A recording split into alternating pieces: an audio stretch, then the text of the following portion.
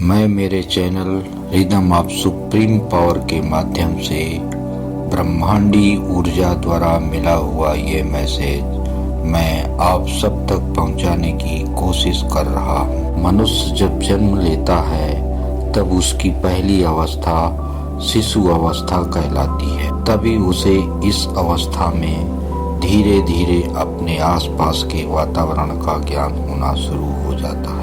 जैसे जैसे शिशु का विकास होता है वैसे वैसे उसका मन मस्तिष्क भी विकसित होता है। धीरे धीरे आध्यात्म की पहली कला का बोध बालक में दिखने लगता है, जिसको नाम के नाम से जाना जाता है। धीरे धीरे वह अपने आसपास के वातावरण को समझने लगता है, जैसे कि पेड़ पौधे, घर मकान, माता पिता, भाई बहन, सुरेश रमेश आदि।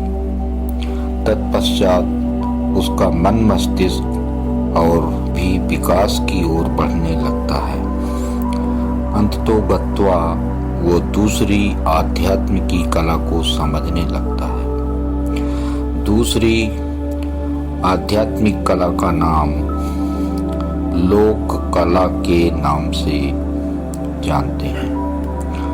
लोक का शाब्दिक अर्थ संसार से होता है, अर्थात धीरे धीरे वह बालक सांसारिक चीजों के बारे में समझने लगता है। जैसे ही उसका स्थूल शरीर विकसित होने लगता है तभी उसमें तीसरी आध्यात्मिक कला का प्रवेश होता है, जिसे हम कर्म के नाम से जानते हैं।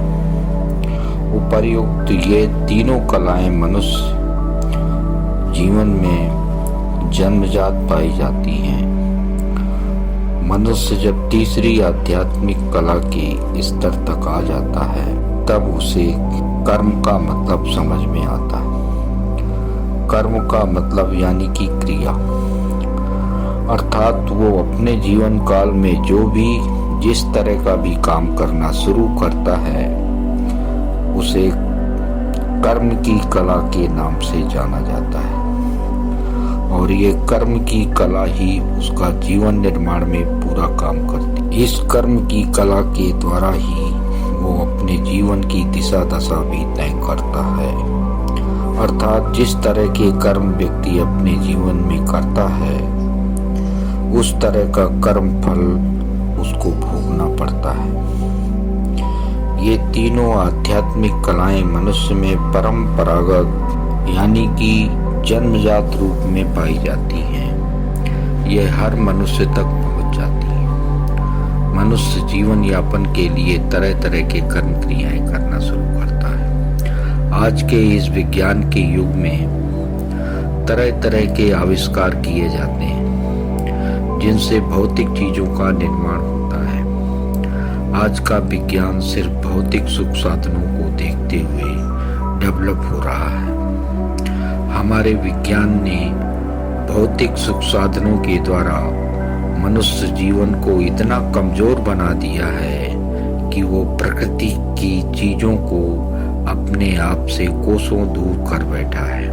आज जहां देखो वहां पर वृक्षों को काटकर सड़क बनाई जा रही है, पहाड़ों को काटकर इमारतें बनाई जा रही हैं, पहाड़ों को खोद खोद कर सड़क निर्माण किए जा रहे हैं, जिससे धीरे धीरे पूरे ब्रह्मांड में प्रदूषण फैल रहा है और वही प्रदूषण बीमारियों का कारण बन रहा है, जिससे आज की डेट में खतरनाक बीमारियां पनप रही हैं, जैसे कैंसर, हार्ट अटैक आदि।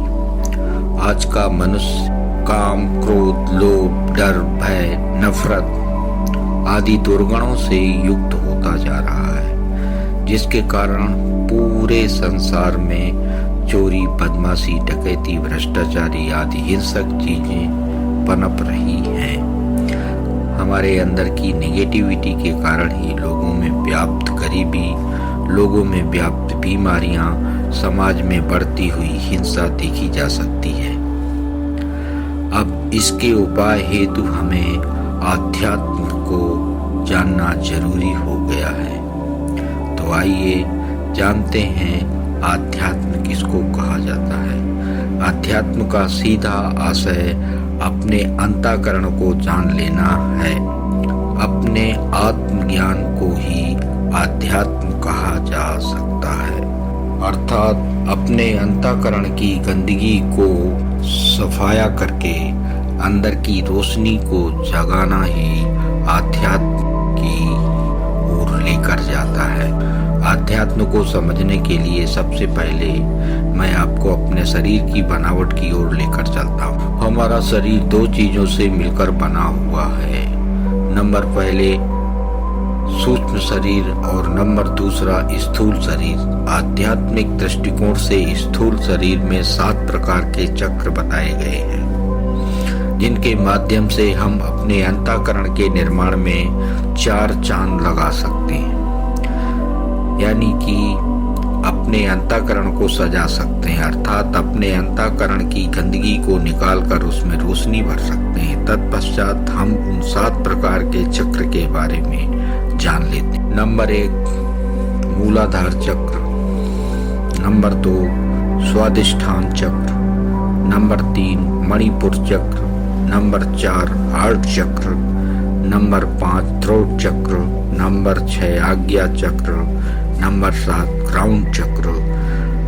अब दूसरे नंबर पर सूक्ष्म शरीर आता है, जिसको आत्मा के नाम से जानते हैं, जिसके 7 गुण होते हैं। नंबर 1 ज्ञान, नंबर 2 पवित्रता, नंबर 3 प्रेम, नंबर 4 शांति, नंबर 5 सुख, नंबर 6 आनंद और नंबर 7 शक्ति।